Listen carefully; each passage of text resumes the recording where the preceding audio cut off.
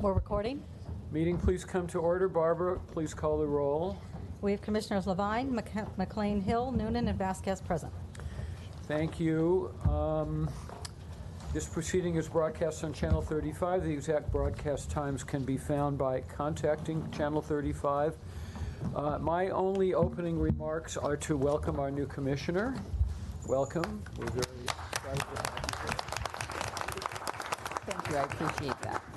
The question is if the applause continues that loud and I'm sure it will. We don't usually get applause for what we're doing up here. Okay, election of officers precedes all of the other items. In accordance to the board rules, at the beginning of each fiscal year, the board nominates and votes for a commission president and vice president. Are there nominations for president?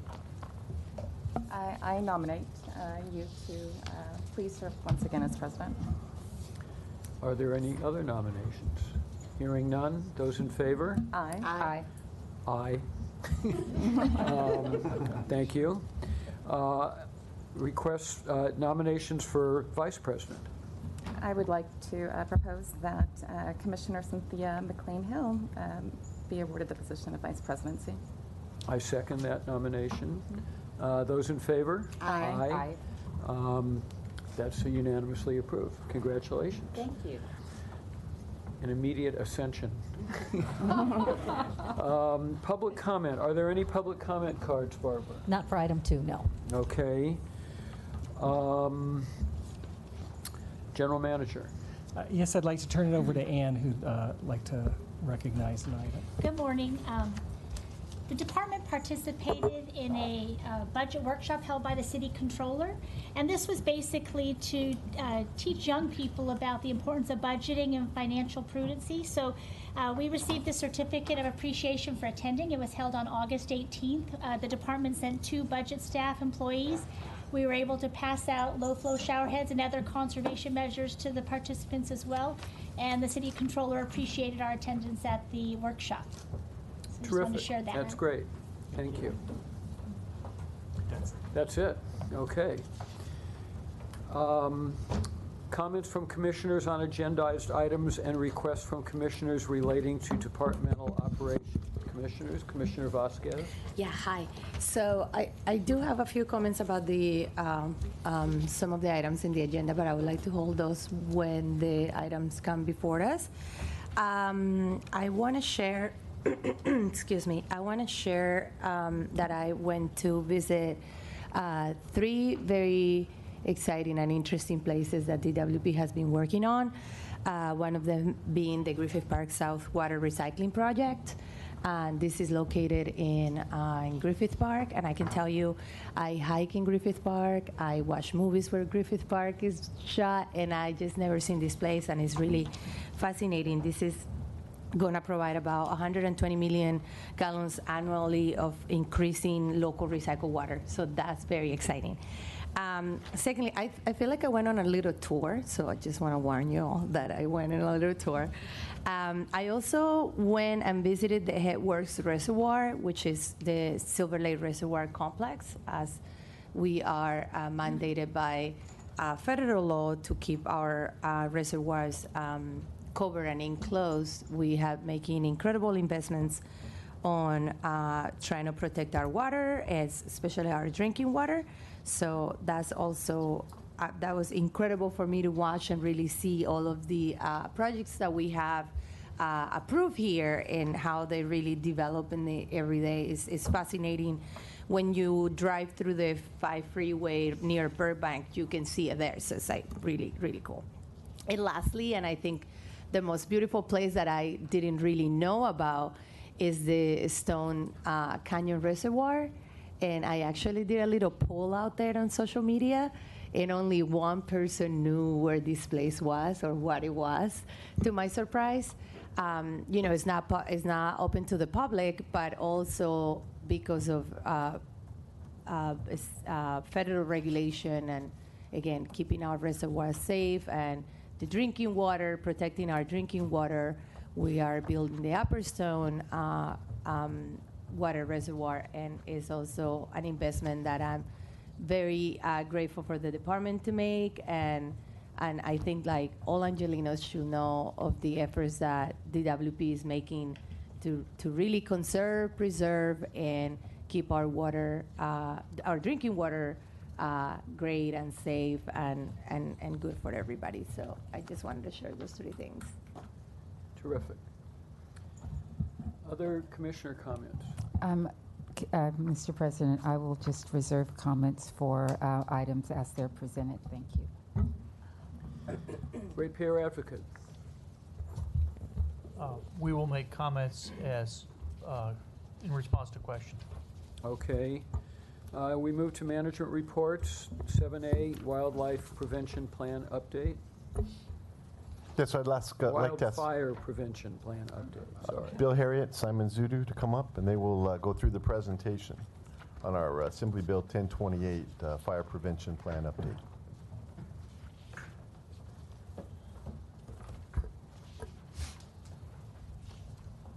Good morning, Commissioners.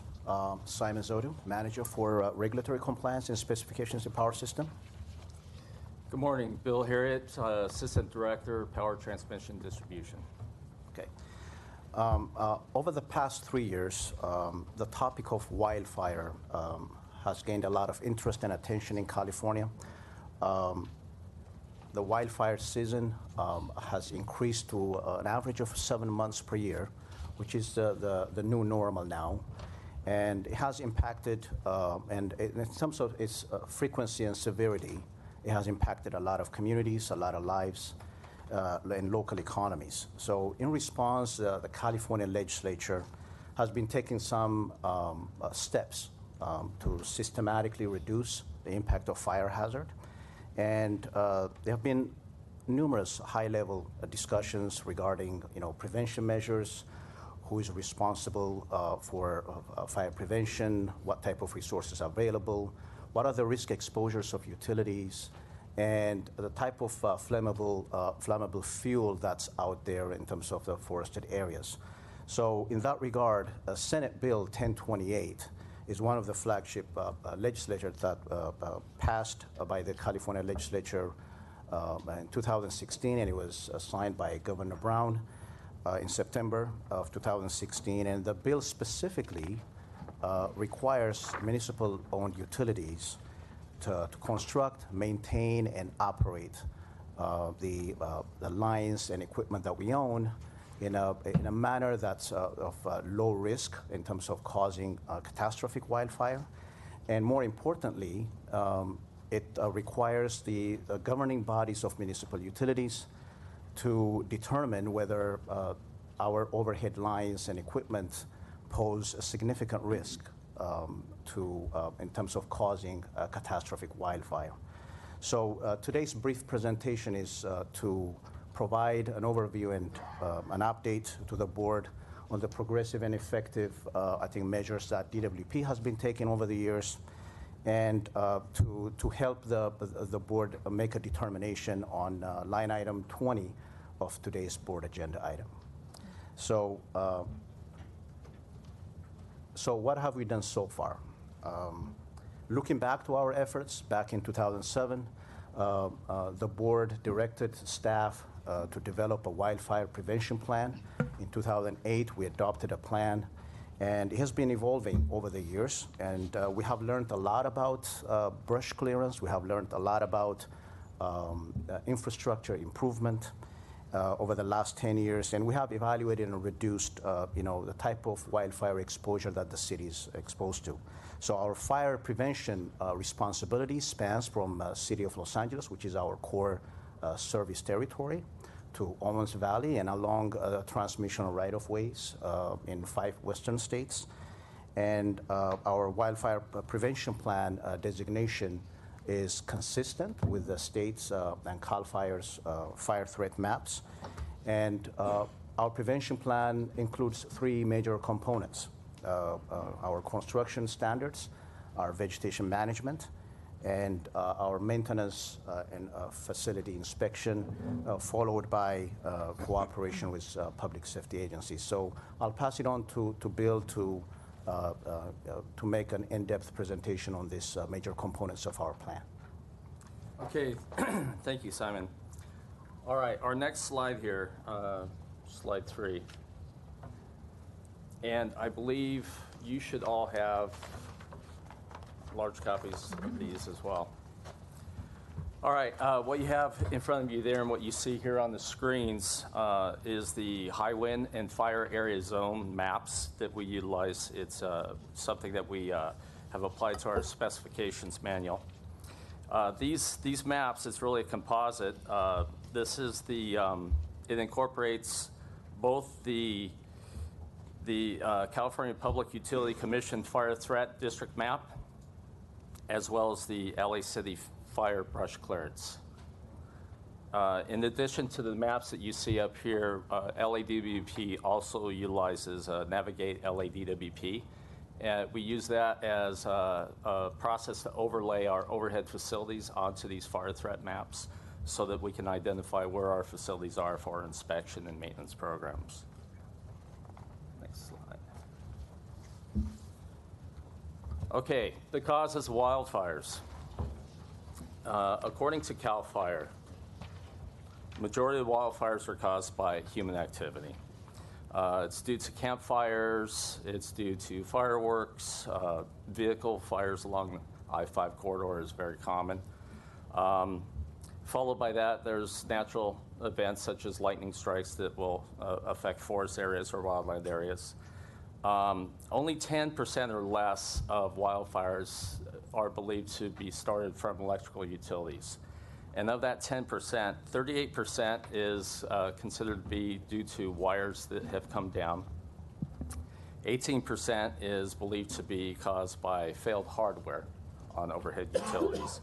And 16% is due to vegetation contacts. Remaining causes are believed to be anything from wires, overhead conductors slapping together, or some sort of animal or a raptor or a rodent that gets up into the conductors. Or Mylar balloons. Getting to that one, thank you. So recently, we've been up to the state capitol a few times to talk with them. And recently, in one of the presentations to the California Energy Commission, the discussion of Mylar balloons came up. Because we did do an audit of a 2-week period around May or June this past year, and I believe it was discovered, I don't have the numbers, but around 60%, I believe, of all of our wires down or outages were caused by Mylar balloons. And the Mylar balloon problem here in the state of California doesn't just affect the metropolitan areas, because the balloons go up, right? Obviously, they full of helium, they go up in the air, but eventually they'll come down.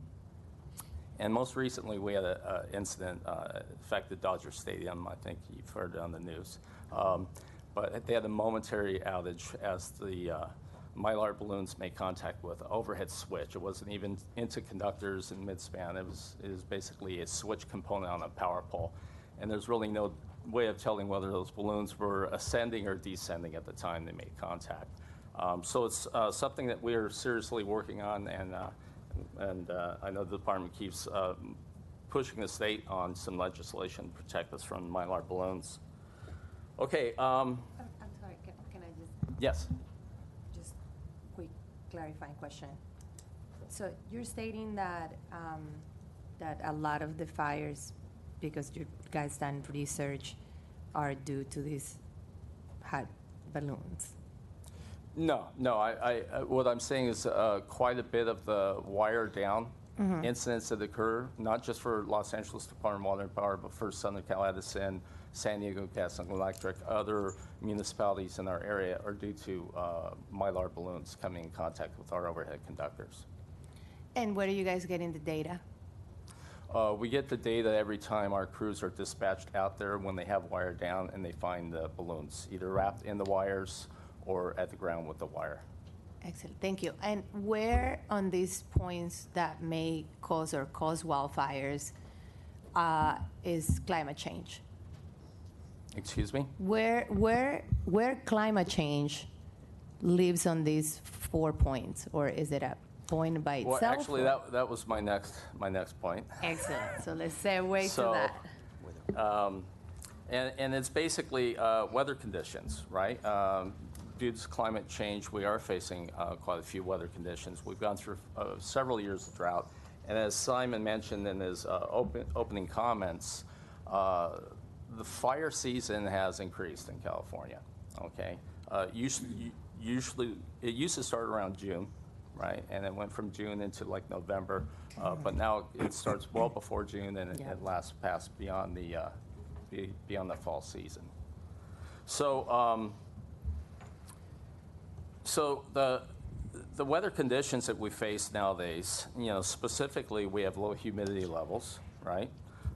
We have more high temperature days that we experience, in combination also with the dry Santa Ana winds that occur, have a significant impact on the potential for wildfires. So, and that's what, you know, one of the reasons that we developed the construction standards that we have today, we actually developed them back in 2008, was to help protect our facilities from those types of elements. 2008. Wow. Okay. This next slide here, it's an illustration of one of our constructions that we utilize in the areas that are prone to high winds, LA City brush clearance zones, or the California Public Utility Commission's high fire threat zones. LADWP, we developed these construction standards in 2008, and we utilize them in these high wind and designated high fire hazard zones.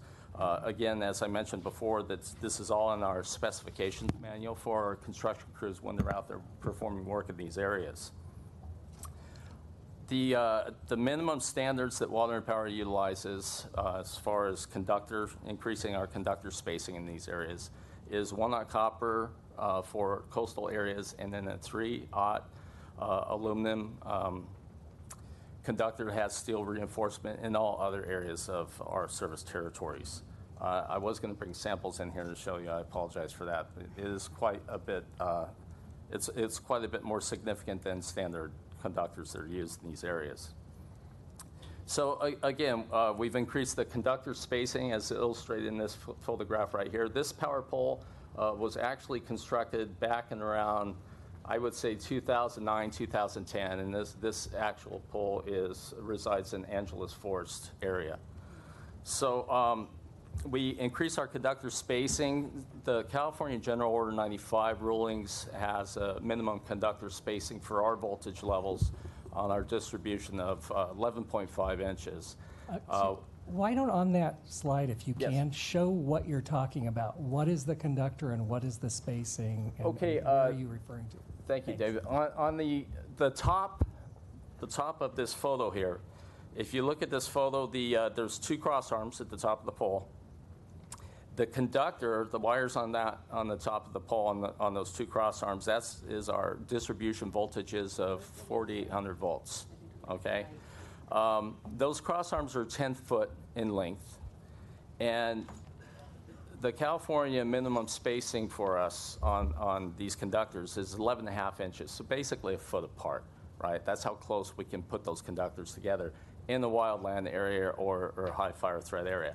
Water and Power back in 2008, when we changed our construction standards for these locations, we made a minimum spacing of 39 inches between those conductors. And by doing that, that's what is going to help protect the department from one of the incidental causes of electrical utility fires, which is the wire slap, right?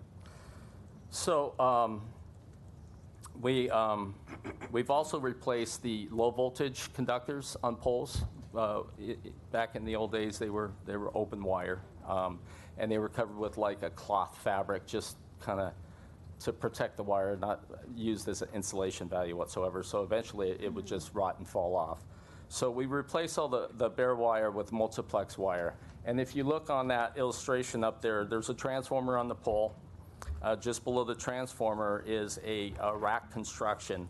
And that one wire that's going to the rack is actually 3 conductors wrapped together. It's a 240 volt conductor, right? Or voltage is 240 volts, but the insulation is insulated up to 600 volt protection. Wow. Okay, so again, California state minimum requirements for wind loading on power poles is 56.6 miles per hour. And that's what all the utilities use as a standard for wind loading. And what the wind loading is they basically look at areas, high wind areas, like in our Santa Monica Mountain Range, northern San Fernando Valley, where we get into Silmar and Sun Valley, and those areas there where they have the canyon-type winds that come up during Santa Ana events, and they could have 60, 70 mile-an-hour winds. The wind loading that's required by the state of California minimum is 56.6 miles per hour, and that's what all the utilities use as a standard. Water and Power, back in 2008, we increased our wind loading in all of these areas to 80 miles per hour, which is quite a bit more than what is required. Next slide. All right, looking at vegetation management. Water and Power has, I'm sorry, go ahead. I just have just a couple of quick questions with respect to where you are in the presentation at this point. Yes. I understand based on the PowerPoint and the materials that you supplied that in a number of areas you've made decisions that are distinct and exceed regulatory requirements. Mm-hmm. So I'm simply interested in I assume that these decisions were made because you believe that they were more protective of and were better solutions to the specific issues that you were seeking to solve. And you started this in 2008. So has your experience over the last 2 years borne that out? I'm really interested in sort of the impacts of what you've done as opposed to just understanding what you've done. Okay, well, to be quite honest, the reason that the power system went through and kind of audited our construction standards was because the Water and Power Board at the time in 2007, November 2007, they made a request following the fires that took place down in San Diego that affected San Diego Gas and Electric. They made a request that Water and Power audit our construction standards, take a look at our inspection maintenance programs, and make a determination whether we felt that our practices were solid and best management practices at the time. I wasn't involved with it back then in 2007, 2008, but the group that was involved with it came up with the construction specification standards specific to high wind areas, high brush, LA City fire brush areas, and at the time, the California Public Utility Commission didn't have a high fire threat map. It was CAL FIRE's map that they utilized. So up until that time, we haven't had any issues. We've always felt that Water and Power is a victim of wildfires, right? Not the cause of wildfires. And if you look, can you go back to slide 3 real quick? All right, if you look at the service territories. Mm-hmm.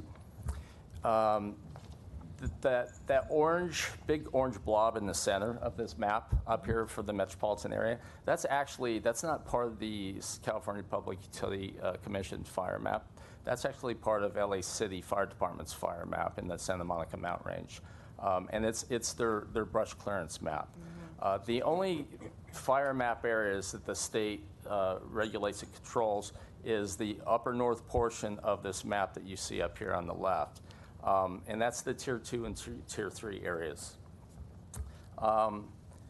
So those areas, we have had facilities that we've had to rebuild. I've been here since 1984, and we probably rebuilt facilities in that area 3 times. Mm-hmm. We haven't rebuilt them because we caused fires. We rebuilt them because wildland fires from Angeles Forest have burned into the city of Los Angeles. And our facilities on the outlying areas were destroyed by wildfires. So I don't know if we have any true evidence as to, how successful we are as far as, the new construction standards and hardening our system and forcing it to make it more resilient.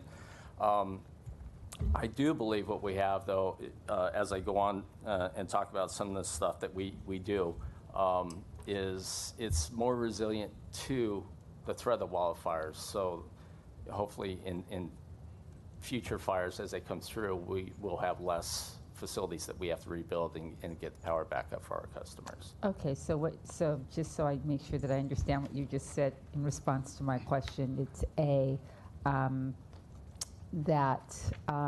as it relates to the construction standards, it's difficult to say, and the fact is we don't have a lot of experience with our facilities contributing to wildfires. Yes. And it's difficult to say, although we expect that our construction standards would mitigate any contribution or mitigate against the conditions that, or the occurrences that result in power lines contributing to wildfires. But separate and apart from that, these standards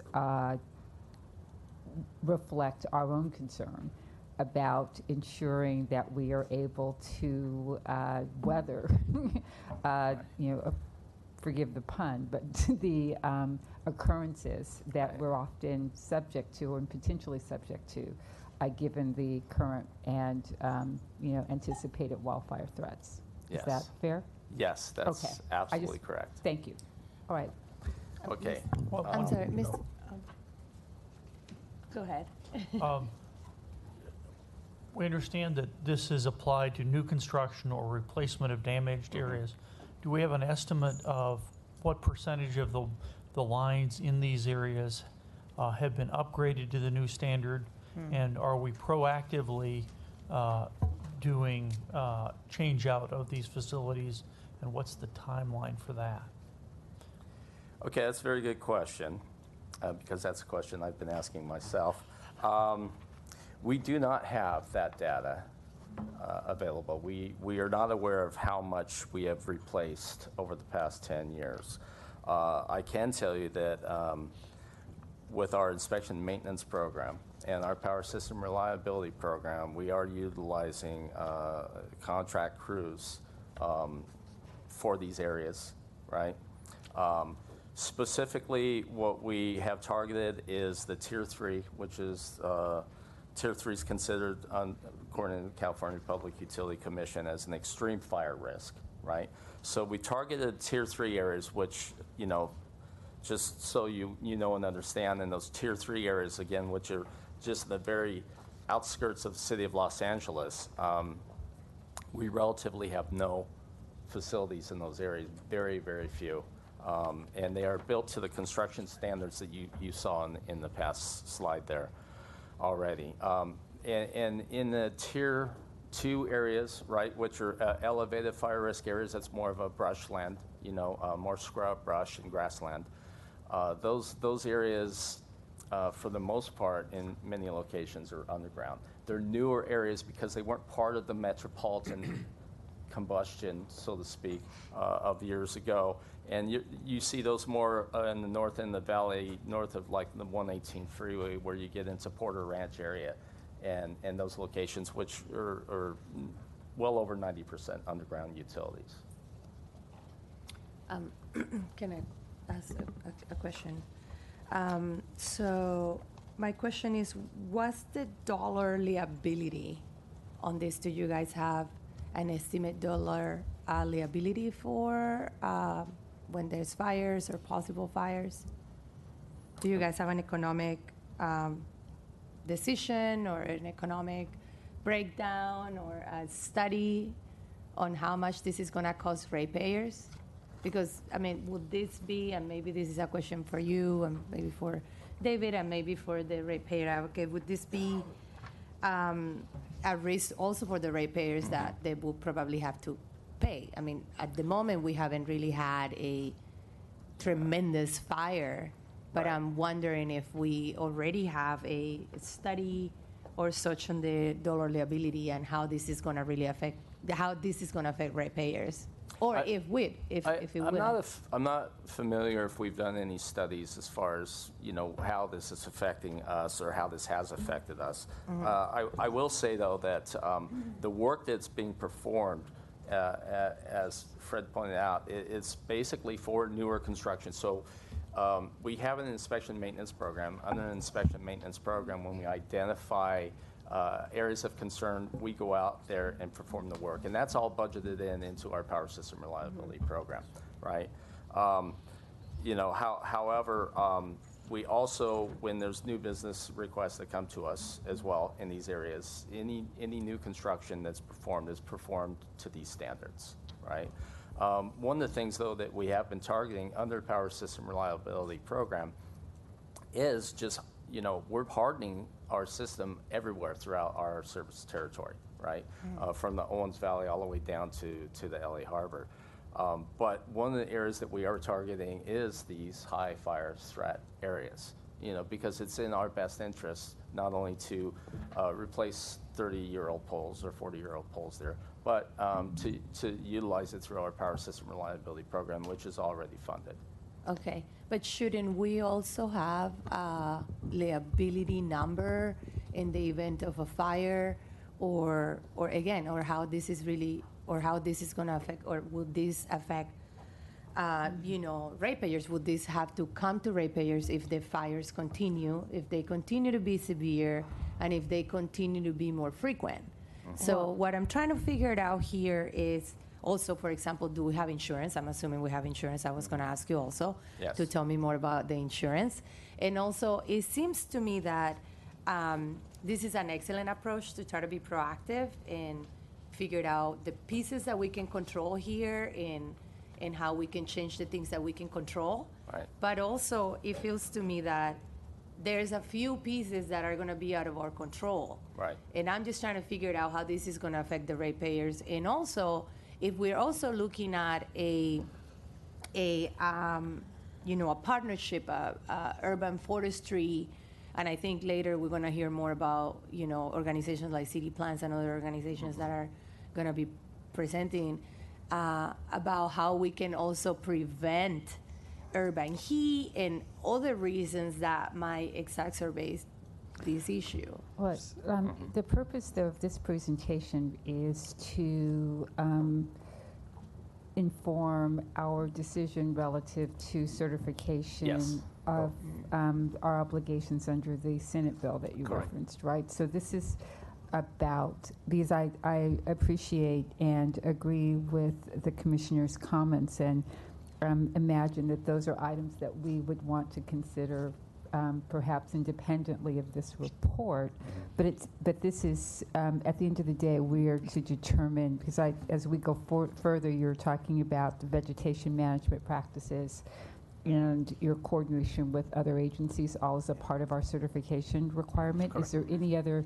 specific data or information that might be relevant to that question? I'm just curious about, or is that all fully contained here? I think we can have a more global discussion about wildfire prevention and all the components that will be impacting that at a later date. The presentation today is specifically to demonstrate our compliance to Senate Bill 1028. And there is another legislation that was approved last Friday by the California legislation that hasn't been signed by the governor yet. But this discussion will continue, and we'll come back to the board with, I think, with more information. And those questions are very valid, and they should be addressed, and we'll get back to you on those. Oh, excellent. Yeah, I'm especially interested on the liability and how this is going to affect ratepayers. So if you can bring that back, yes, that would be excellent. Thank you. And just real quickly before we move on off this slide, the map that you see to the right on this slide is that is our Owens Valley region, right? And the green slashes, diagonal slashes, is our specific service territory in that Owens Valley region. And basically, in the upper right-hand corner of the map that you see up here on the screen, there's there's it says Owens Valley area, and it shows a little blue, fenced off area, so to speak.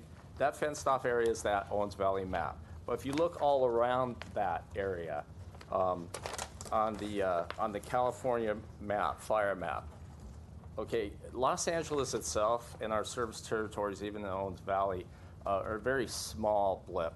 It's not even the size of a postage stamp.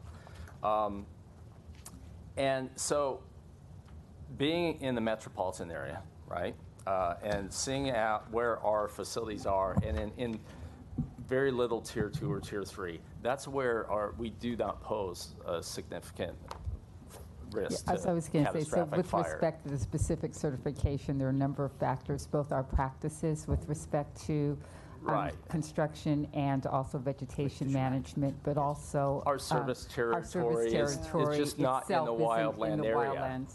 Right. We're going to cover that, yeah. Yeah, and we'll cover that. We'll cover that as we move on. Okay, I think it was going on to vegetation management. All right, on the vegetation management, okay, LADWP, it meets or exceeds state and federal minimum standards in accordance with the North American Electric Reliability Corporation, or commonly referred to as NERC. We also fulfill the California Public Utility Commission General Order 95 standards and the CAL FIRE Public Resources Code standards for vegetation clearance from our overhead conductors of all voltage levels.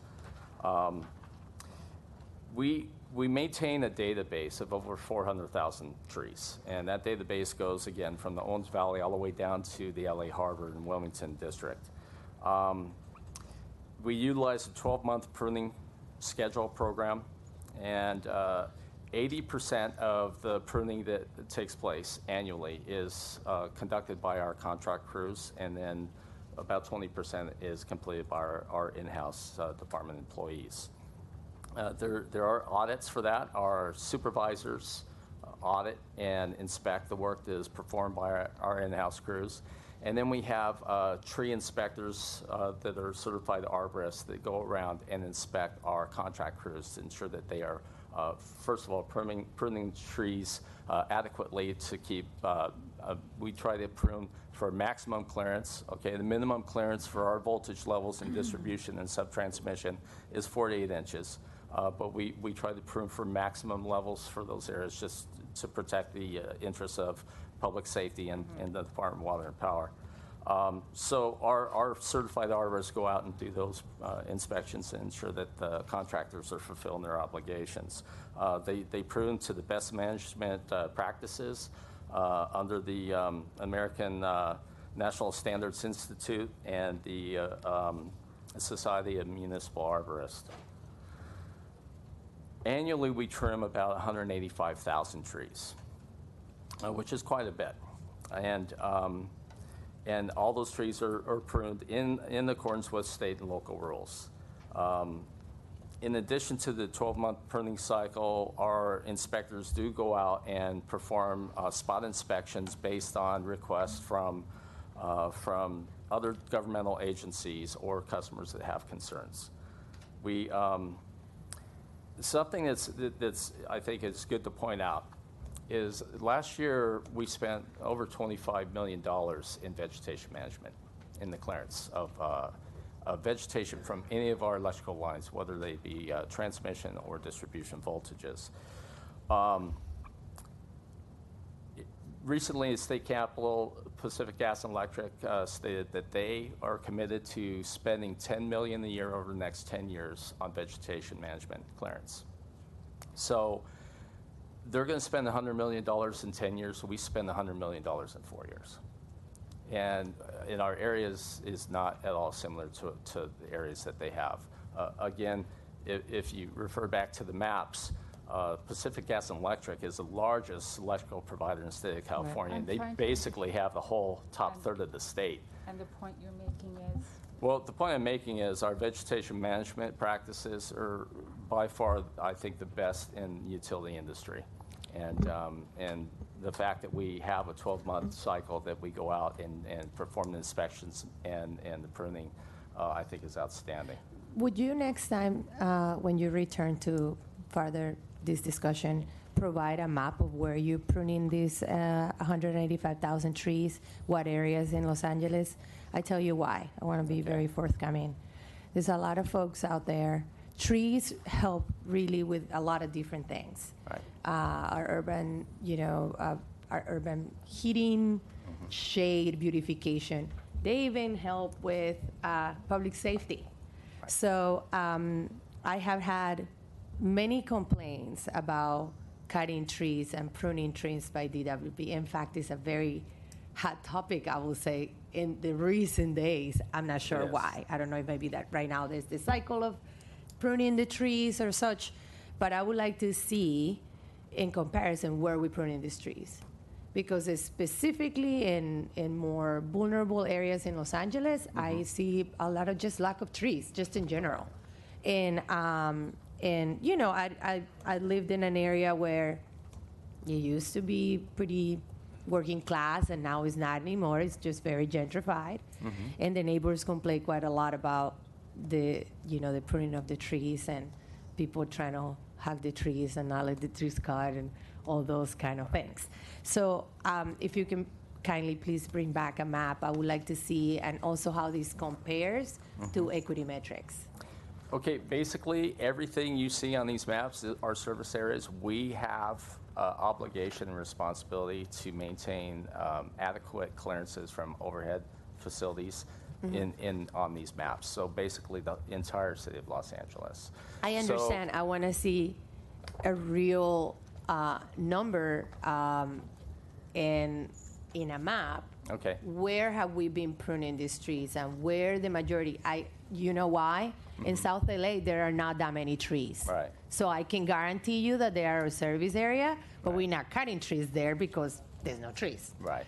So I'm just curious to see, because, we're going to hear another presentation later, and I hope that is a very hopeful, and they're experts, and they can probably provide expertise probably about your presentation too. And I'm curious to see how are we also utilizing the trees to actually support these all these requirements that we have to meet, and also all of the mitigation that we're trying to make so that we can continue preventing wildfires and urban heating. Right.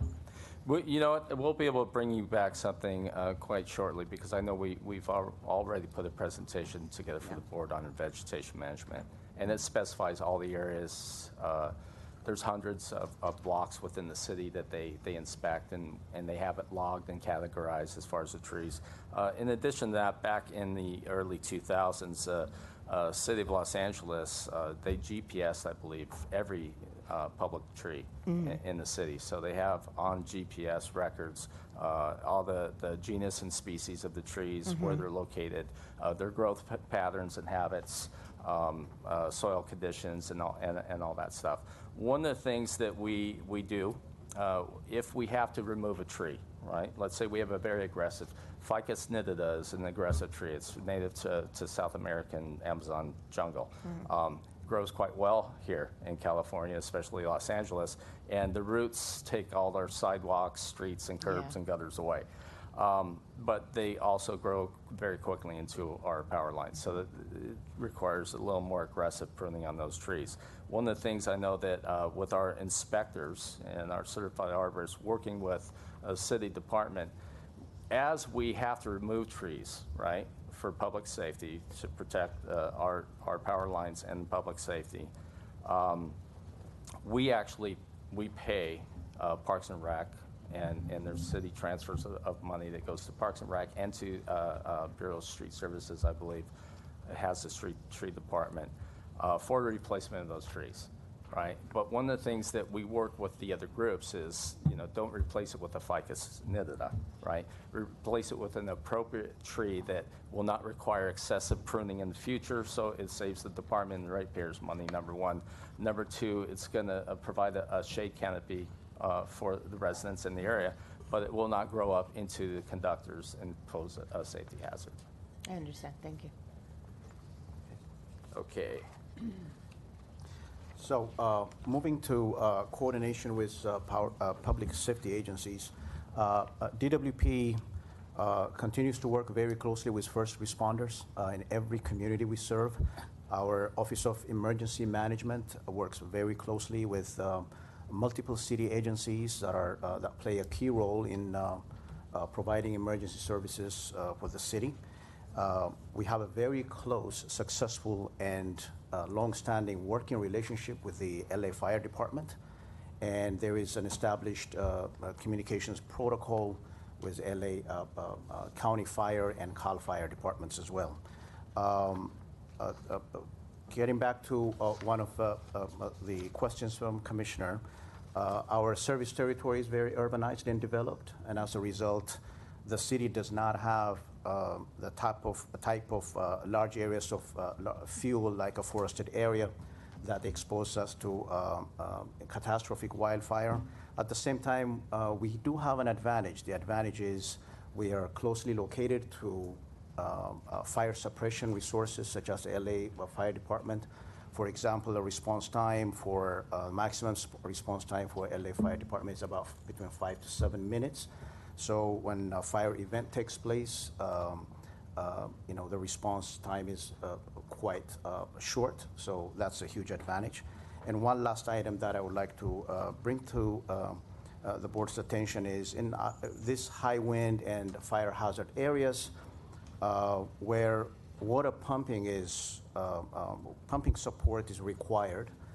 DWP's Water System Operations Division, they do have generators that do start automatically to make sure and ensure that pressure to the fire hydrants is adequately available. Okay, moving on. Before I make my concluding remarks, I would like to respond to some of the questions that have come up at the state level over the past 8 weeks. There's been a question about who is ultimately in charge of wildfire prevention for utilities. Is it the utilities?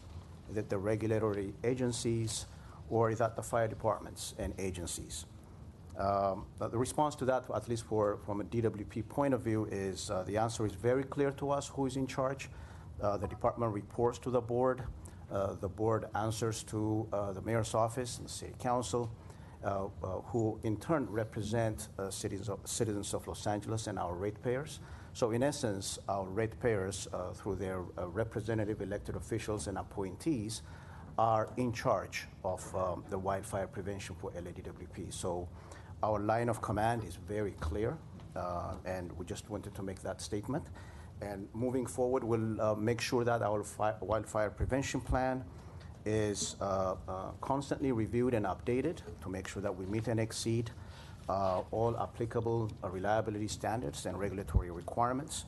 And we'll continue to work on our construction standards and a very robust vegetation management, which have served us very well over the last 10 years. And we'll continue to improve them moving forward. As new materials and technology come into place, would review those and make sure that we purchase and trial test such materials to make sure that we'll continue to harden our power system and improve its resiliency. In terms of resiliency, a quick point would be, we'll be looking at smart technologies in the future and distribution automation to have a better visibility of our system and greater control of our system as well. I have provided an update. There is a Senate Bill 901 that passed last Friday night at the legislature.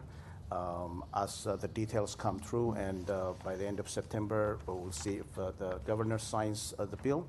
Once it becomes law, we'll come back to the board and update the board on our requirements and obligations as a result of that. So based on these efforts that we have discussed earlier, we strongly believe that DWP's overhead lines and equipment do not pose any significant risk of causing catastrophic wildfire. That would be the conclusion of our remarks, and we'll be very happy to take your questions. Thank you very much. Very helpful, very comprehensive, very appreciated. Commissioners, questions, comments? Thank you. Thank you. Thank you very much. Urban heat island effect, cool roofs, and city plants. Good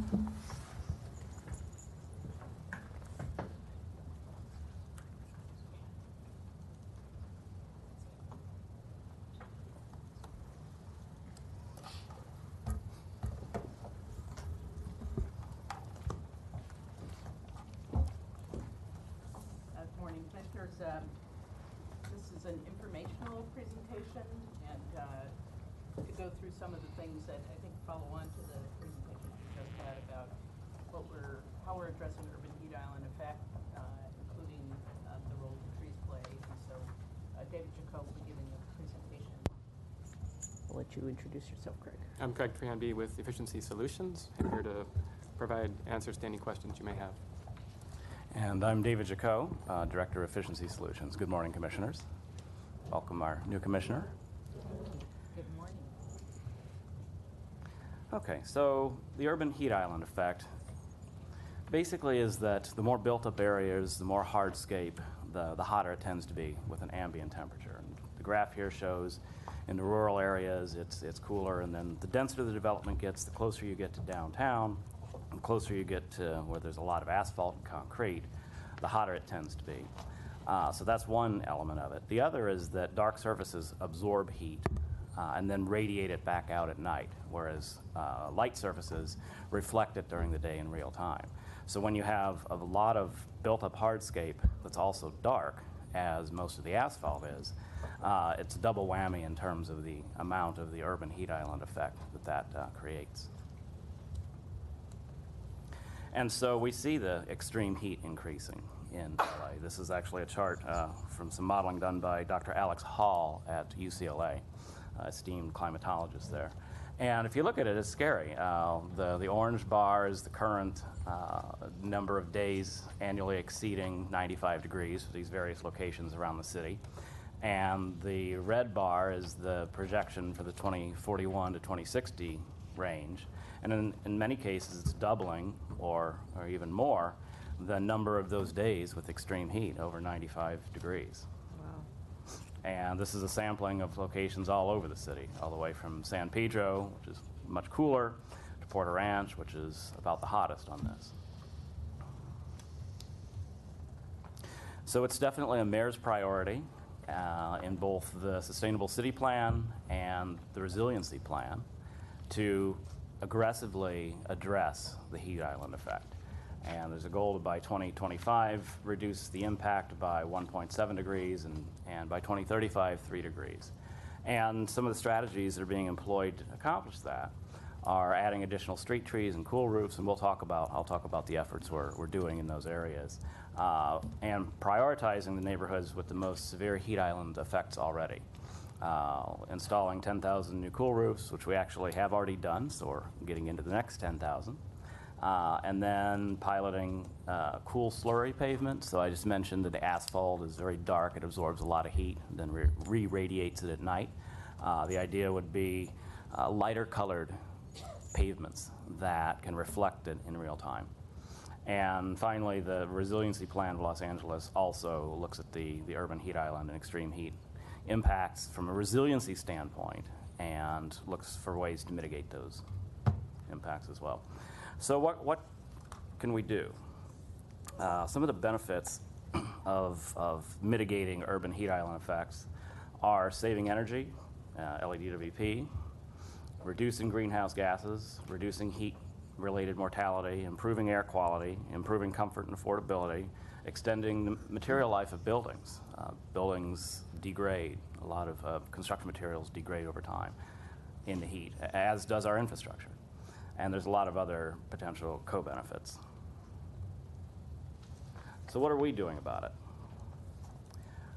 I'll talk about 3 programs now. We've got a cool roof program that's been in place since 2010. It's a rebate. It's a combined effort between us and LEDBS. It's a rebate and an ordinance to accelerate the adoption of cool roofs. And we adopted this in 2010, and this is a good example of departments working together, and you'll see that on the next slide as well, where the Department of Water and Power offers a rebate to help offset the cost when the city makes it mandatory through the ordinance. And so we continue to help our customers comply and meet, and that's how we've been able to get 10,000 cool roofs thus far and keep pushing that forward. We've got a tree planting program, which I'll talk about in the second half of the presentation. And then we're piloting the cool pavements efforts that the city's looking at. Don't need to read this. It's just to show that we do have a joint fact sheet. We're working with LEDBS extensively on cool roofs to explain how the ordinance works, as well as how our rebate works. I would just point out that the reason that DWP kept the rebate after it became part of the code was really to accelerate and to be more aggressive in terms of the replacement of roofs, since a roof is one of those things that people don't replace until they really, really have to. And so trying to accelerate that cycle a little bit, so it's important to maintain the rebate to get the get roofs replaced at a faster pace. Yeah. So we've done a lot of collaboration putting this together. Like I said, it's been going since 2010 with the full ordinance in place by 2015. We worked with city council, city departments, as you can see, but also with some nonprofit agencies, academic agencies, business community, local governments, other utilities. Very coordinated effort to really promote this measure. As Nancy said, to get early adoption, get people to retire re-roof their old roofs early and take advantage of this rebate to help cover that cost, but also to help with the compliance side of it. You know, the DBS does compliance checks, obviously. These things have to be permitted, but our incentive helps buy down the cost of the customers actually getting the permits and having them comply. So it's carrot and stick. It doesn't have to be all one or the other. It can be both, and this is a great example of one of those joint programs that offers both. So, results so far. Now, we've done 2,200 rebates paid since 2010. The ordinance has over 18,000 permitted roofs since being in effect in 2015. And through those efforts, we're transforming the marketplace to possibly hundreds of thousands of roofs, and that's the future we want to get to. But you see how these benefits accumulate. The rebates drive participation, the ordinance drives participation, the effects are cumulative, and it helps transform the marketplace. So our cool pavements pilot, I mentioned the asphalt issue. 40% of LA is covered by predominantly asphalt, dark pavements, streets, highways. And Bureau of Street Services is working on a pilot with a cool street in each of the 15 council districts. So this is an effort to see how the benefits pan out across the city, because each of the council districts have different climates. Like I said, San Pedro is very cool. The valley is generally hot. The West Valley is the hottest. The North Valley is the hottest. So this way we're able to put it in each council district, a street, and have the neighbors assess how they like it, and also we can measure the impacts of it, how it's performing. We're also doing a pilot down at the La Cretz Innovation Campus on various technologies and products. How far would you say a decision will take to decide whether or not we're going to invest in these new technologies? Because, you know, agendized item number 25 talks about an amendment to increase spending for regular asphalt pavement. So when do you plan to incorporate some of these new technologies for alternative pavements? I think it depends on the type of surface. With coatings on pavements, it's a little more well established. So that's more like almost like a paint-like treatment to a pavement. You could do that with parking lots and certain low traffic streets, and they're doing it somewhat successfully in these Bureau of Street Services pilots. To get to the real asphalt or the thicker slurry seal, the technologies aren't quite there yet. So that's where this sort of requesting information and testing and those kinds of things will become more important. And I think Los Angeles is really on the leading edge of this. I think this is one of those areas where LA, in trying these things out, is getting requests from people all over the world, literally, to find out what's going on and seeing how this is working. So I think, as Craig said, the technology is evolving, and we really want to, as a city, to see how this works across the city. and try to figure out what the best approach is to doing this on a much larger scale. So far, has this new technology proven to be as durable as the asphalt that we're using? I'm thinking of the pothole situation we have in Los Angeles.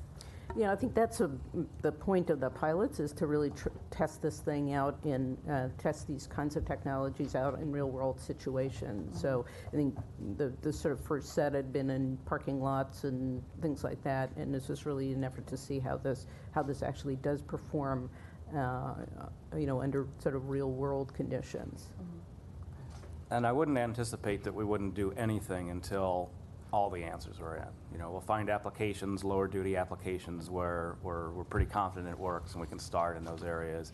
And then as the higher traffic, higher duty applications develop product that proves out, we can expand to those areas. So it would be a staged implementation.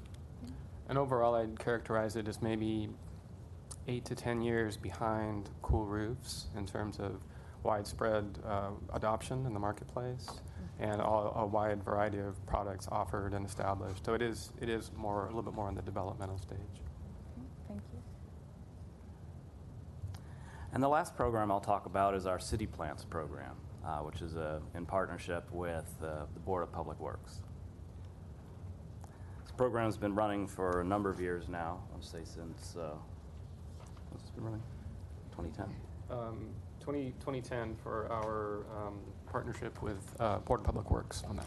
But DWP has had a tree planting program going back, at least 20 years? Yeah, 98 was when it started, and the partnership with Department of Public Works started in 2010.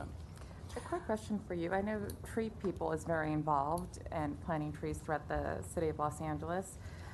Do you partner, the city plans partner with Tree People so that there's a broad overview as to the mapping and planting that's taking place in Los Angeles? Yes, in two ways. They're one of the official planting partners now, so they help identify locations for trees and help distribute the trees. They're also involved in a planning process, the Urban Forestry Management Plan, which is just being initiated right now. Tree People is very much involved in that with a lot of other city departments and other nonprofits and DWP. There are a number of tree planting organizations around the city that are also partners with city plans. So trying to use every sort of channel to distribute the trees and to make sure they're getting to everywhere they need to go. Yeah. Yeah, historically, the city had several tree planting efforts that were not coordinated, and that's why in 2010 we integrated the DWP one with the Bureau of Public Works one, Bureau of Street Services. And then we were able to also get those nonprofit community-based organizations on board with one program as opposed to 2 or 3 or 4. One of the things that really excites us about this program is it's one of the only infrastructure investments that actually increases in value over time. The trees are cheap when they're small. You plant them and they grow, and it becomes a value-added asset over time. And the value, of course, comes from the shading of the homes and the businesses, but also the reduction of the heat island effect. Plus, people love it. We do maintain a focus on water conservation. Often a question is, don't the trees exacerbate the drought situation? The answer is no. A mature tree uses less water than a lawn, than turf. And again, you get the other benefits of the heat island reduction and the direct cooling effect on the neighborhood and on the house. We also make sure that the trees that we have in the palette are appropriate, they're climate appropriate to Los Angeles. Yeah, and when somebody gets a tree, they also get a lot of information about how to take care of it, including, how to water it to establish it, and when you can, cut down on the watering once it's established. So you try to give to anybody who's taking one of the trees a lot of information to make sure that they're both keeping the tree healthy and not using too much water. So starting recently, this is a map from 2017, we've been using data-driven analytics to better target the distribution of the trees. The dark areas on the map are Callan virus screen areas, so those blocks, what look like blocks or census blocks, the darker it is, the higher it scores on the Cal and Virus screen as being as having those types of issues. The size of the circles, the bigger they are, that means the more trees were distributed to those areas. So we've been able to demonstrate that we are targeting those areas, but also we're able to monitor and make sure that we're continuing to serve those areas while serving the entire city, getting the focus on the underserved areas. I would also add that in those areas, the dollar value spent would be higher because it's often tied to a CAL FIRE grant, which is also based on Cal and Virus screening criteria.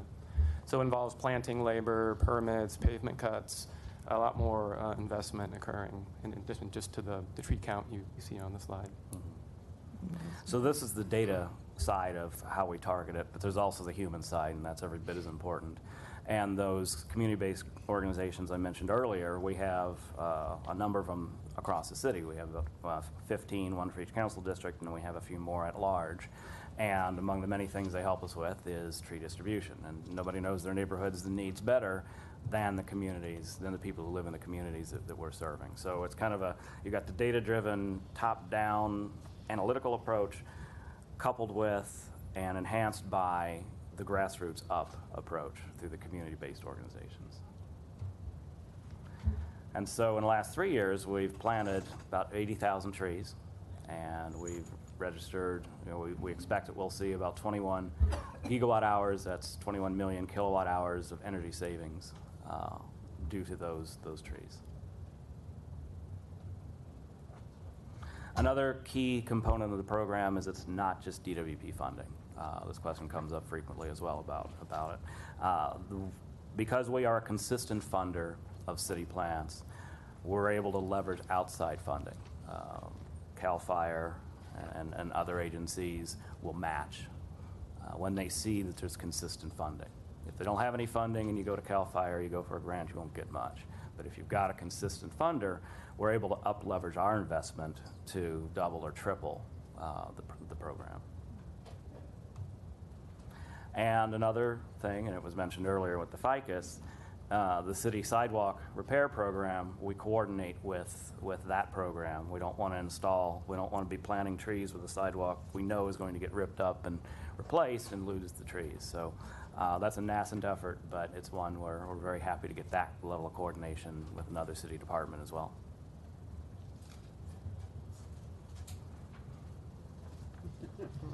Any questions? Any questions? Commissioner Vasquez? I think. Oh, no, I was simply going to say very well done. Thank you.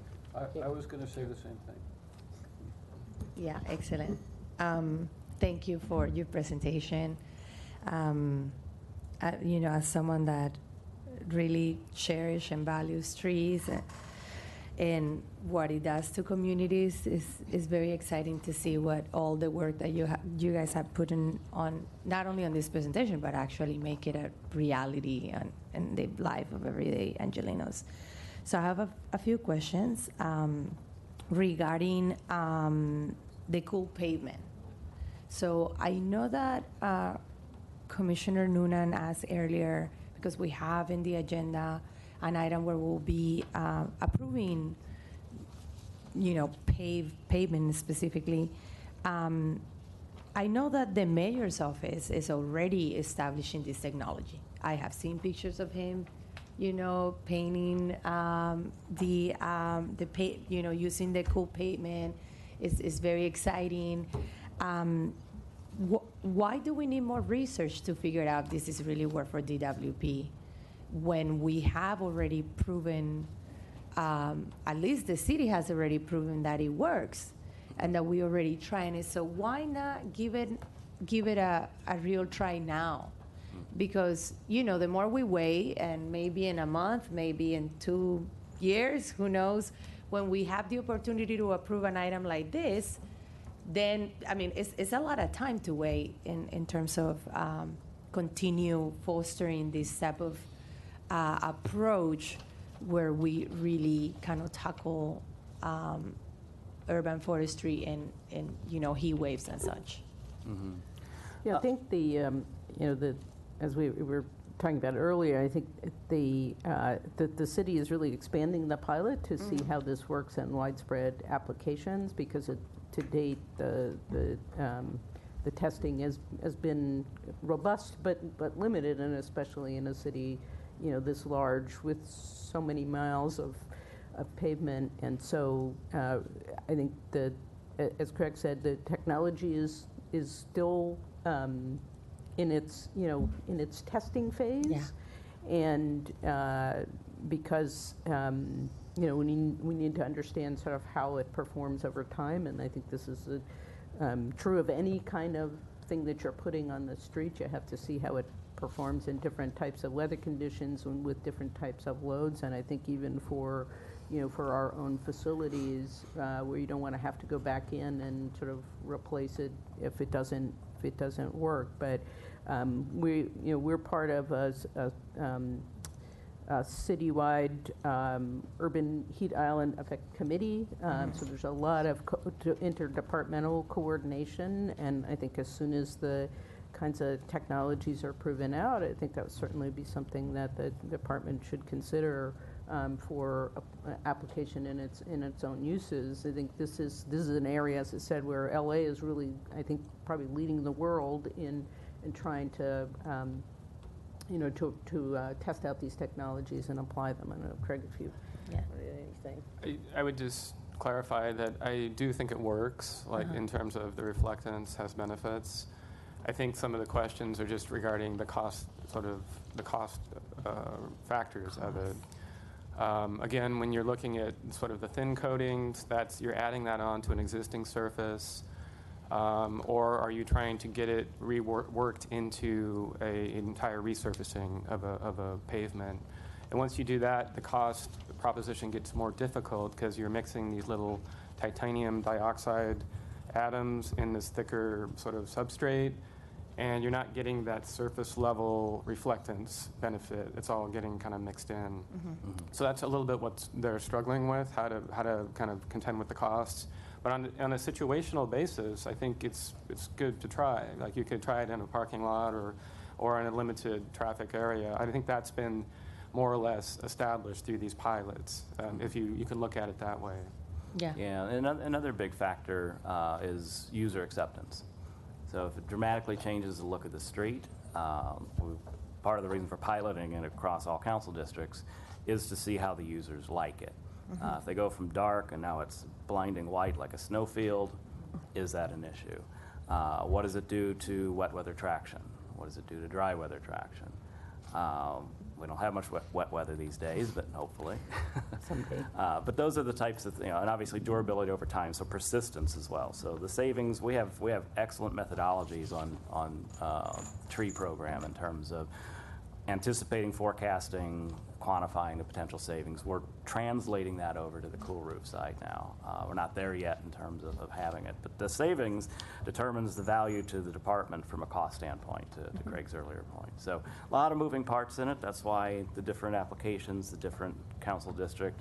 But like I said, if something's ready for prime time, then we can move that application forward while we still work out the I other just hope details. that I understand that it has a cost point, and that we want to be very safe in how we use our investments and how these also manifest in communities and in the everyday use of people. But I hope that we don't waste one more minute on really utilizing a technology that can really help us, simply because the valley is probably the one, according to your map, which represents the highest heat. But this also manifests everywhere. It manifests in East LA, it manifests in South LA, where communities really don't have the resources and as much support as we can provide, can really respond to heat waves the way others can.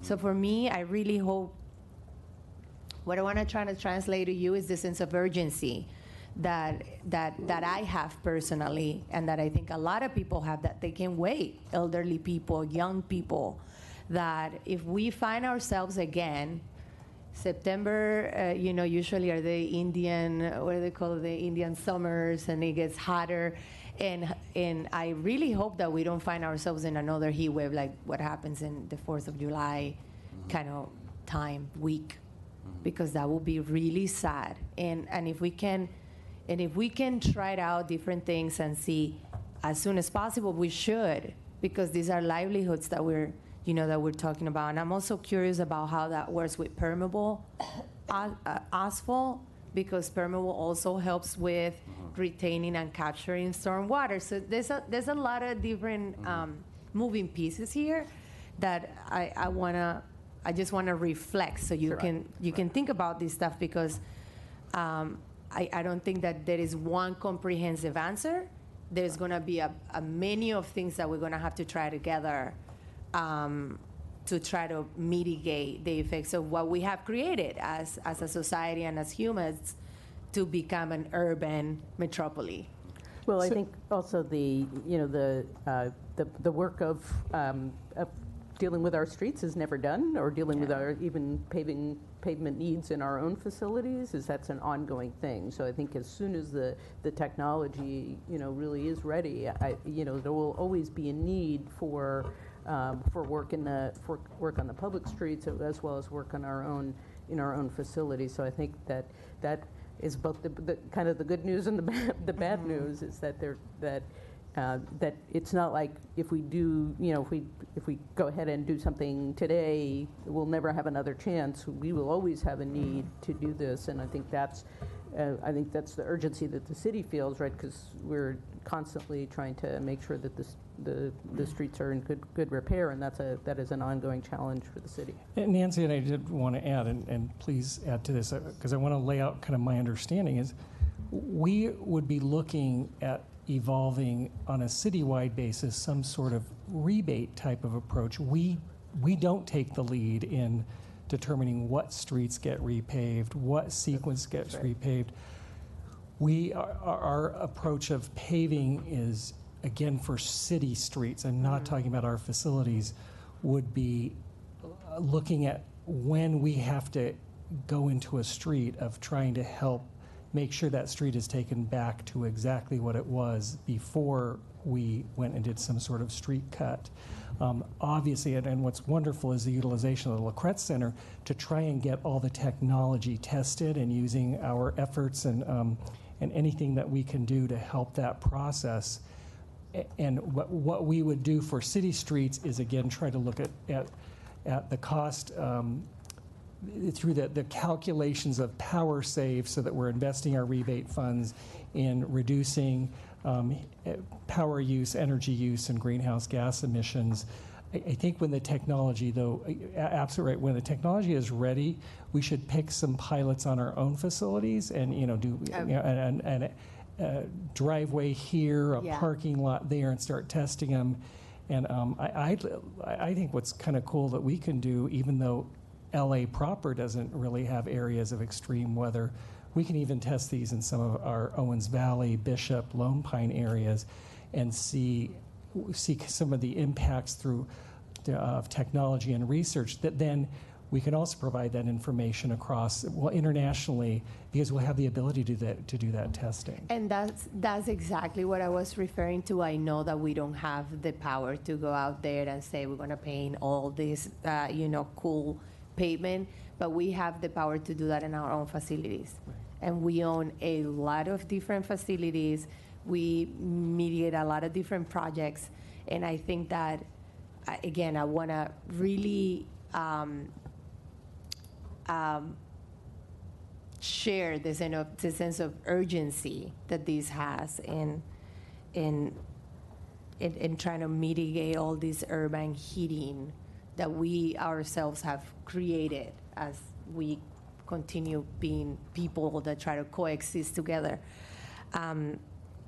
If I can move on, I'd like to ask regarding the tree planting and the and the urban forestry, how are we measuring success, and what are the best practices or the benchmarks that we are utilizing to make sure that we are on track on our urban forestry? I know that I was excited to see a map, because I was going to ask where are we investing and who has what, but I want to make sure that we also, how are we measuring success?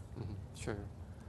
Yeah, we are utilizing the equity metrics mapping now to make sure we're hitting our targeted areas the way we think we are, and that's been confirmed. We do set out targets with the city plans program, and for numbers of trees planted, adopted, delivered, and then planted in the case of street trees. So we track whether those numbers are being met throughout a certain time cycle. And we look at the energy savings that's modeled through the U.S. Forest Service tools that have been developed over time. And is the energy savings meeting our target? Is it cost effective relative to our portfolio? Is it increasing over time, such as the infrastructure is increasing with trees? And are we outpacing mortality of the trees with new tree planting and tree growth? So we're able to utilize all those tools to track that success. Including urban heating? Urban heating, well, as Nancy mentioned, we do have a city council committee formed to look at some of the deeper issues. There's a lot of very complex research going on, but individually in pocket areas, certainly it's confirmed that solid tree planting results in urban cooling. So we'd like to combine it with more cool roofs and more pavements and have a whole effect of cooling the urban environment. Yeah, and this council, the committee that was created by the Council of the City Departments is looking at exactly some of these questions, so we can answer them as a city. And one other thing I would add is, in terms of how we measure success, part of it is also verifying, having the controls in place about how the trees are distributed, planted, and making sure that they're being planted in the proper areas to generate the results we're expecting. So because we have outside funding, we're able to direct the Public Works to plant our trees according to one set of rules, and then they can plant the other trees according to whatever set of rules they want to impose. What that means is we get the savings we're expecting when they get planted near a house and on the right side of the house, and they're not shaded by another tree. Things like that. So we specify those. There's always an ask in communities for parkway trees or more trees in the park. We don't do those typically because they're not shading a building. It does contribute to the overall urban heat island effort, but it's not directly shading a building. But since we have co-funding and that co-funding is substantial, those trees can be planted to those purposes. So we keep track of all that to make sure we're getting the maximum benefit from an air conditioning load reduction standpoint. And then the greater good is that overall, both the house adjacent trees and the parkway trees and the park trees all contribute to mediating the heat island effect. Yeah, in that sense, our funding kind of does a number of things. One is because we're focused on sort of the trees that you can clearly demonstrate energy savings, that sort of frees up the other funding to address some of the other issues and other reasons one would plant a tree. And I think also, I just want to emphasize a point that David made, which is because of the steady funding from LADWP, the City Plans program is able to leverage other types of funding that I think would be very difficult for the city to get if there wasn't this sort of steady funding from LADWP. So we're able to really extend those dollars and to get into areas where there are fewer of our restrictions and more opportunities to meet other objectives. So and I think it's been it's been something where I think LADWP, because we've been in this business for a very long time, has been really a leader in sort of the use of trees as an energy savings, really trying to help to support the citywide efforts. Yeah, I know that there are folks here from UCLA, of course from City Plans. Thank you for your work and for helping us be a better utility. Nanoclimate is so important to understand urban heating, and for us to also utilize the resources that we have in the best way we can. If we can really understand at the micro level where heating is occurring, we can help those communities better. And at the end of the day, I feel that ratepayers oftentimes have to pay for it. I know that we make an investment back, but You know, when you are a low-income person and you have an old air conditioning and your house is not energy efficient, it's really tough, you know, and I just want to make sure that we're looking at all these pieces together and that we really taking a very micro look at what's going on and where the urban heating is happening. So we also don't see situations like what happened in the 4th of July weekend and you know, with the heat wave. Lastly, I know that in your presentation you talked about even a grassroots approach, and I want to applaud you for doing that and for making that a priority. I know you mentioned a few CBOs, and I know that the coalition is probably very large. I want to make sure that DWP is also partnering with projects and communities that are based on those communities that we are supporting. You know, things like the Rail to River project, for example, that there is something that is happening in South LA that is going to really transform that community, and that is going to bring a corridor where people can walk and bike and do a lot of exciting things. And I want to make sure that we partner up with those organizations down there. I know that there's a lot. I can mention, you know, Communities for a Better Environment. There's a lot of organizations in South LA that also do this type of work that a lot of times don't have the same reach that per se city plans have, or the same partnership, because we have a very established partnership with them, and it's a very old partnership. It's kind of like having an old boyfriend versus dating a new person. So I want to make sure that we have that type of new relationship, and that we're welcoming those organizations that are based on those communities, because they really know what they need. We do. We're working on the Rail to River project specifically. And that's just an example of many. They aren't working on a new boyfriend rebate program. Thank you. Thank you. I don't know what the energy savings associated with that is, but we'll figure it out. And about the cool roofs, do you guys brought a map, or do you guys have something that we can see about where your rebates on cool roofs go? We have it. We didn't bring it, but we can certainly provide it. We can provide it. Yeah. We will provide Excellent. it. Well, thank you so much for answering all my questions. I want to congratulate you, because this is very exciting and it's very close to my heart. Thank you. Thank you. Other questions or comments by commissioners? I just have one, which is, do we share our expertise with other cities on these issues? Yes. The city of Pasadena adopted a similar ordinance to ours for the cool roofs based on our leadership, and we have conversations all the time with different utilities about the rebate levels that we offer. City plans on the tree side, they coordinate, or they're in touch with many different cities about best practices, and we try to understand where to buy the trees and how to best distribute them. So there's a fair amount of coordination that goes on. Excellent. Good. Thank you very much. Thank you. Thank you. Very, Thank you, very Commissioners. informative and impressive. Okay, procedurally, well, we will skip over the closed session items, which we'll do in closed session. We'll go to the file items and to those minutes that we can approve. And just procedurally, for the sake of our new commissioner, I'm not sure anybody explained this to you, but what we do now is we presume the general items, starting with item 12, to be on a consent calendar unless anybody wishes to remove any of them. But before we get to that, 9A1, Financial Services Organization for May. The financial services report for May is in your folder, and I'd be happy to answer any questions. Are there any questions? Hearing none. Power System July. That power system report is in your file. I'm happy to answer questions. Any questions? Hearing none. Rates and Equity Metrics Semi-Annual Report.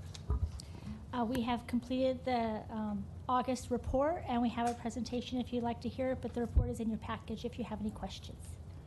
Does anybody wish to hear the presentation or move on with the calendar? I mean, I always wish to hear the presentation, but I saw the presentation, and if I have any other further questions, I can always ask. Okay. Okay, water We have system. 2 speaker cards for item 9. Oh, okay. Please call the speakers. The first speaker is Yuan Chen, and then after that, Allison Manos. And just please limit your comments to 2 minutes. Thank you. Thank you. Good morning, everyone. My name is Yuan Chen. I'm Senior Manager of Urban Forestry Policy at Tree People. So first of all, thank you for your leadership and commitment. And Tree People applaud the DWP's efforts for establishing the Equity Metrics Data Initiative. We believe that it is very important, and especially we are very pleased with 2 metrics, including tree canopy program and also water captures under the equity metrics.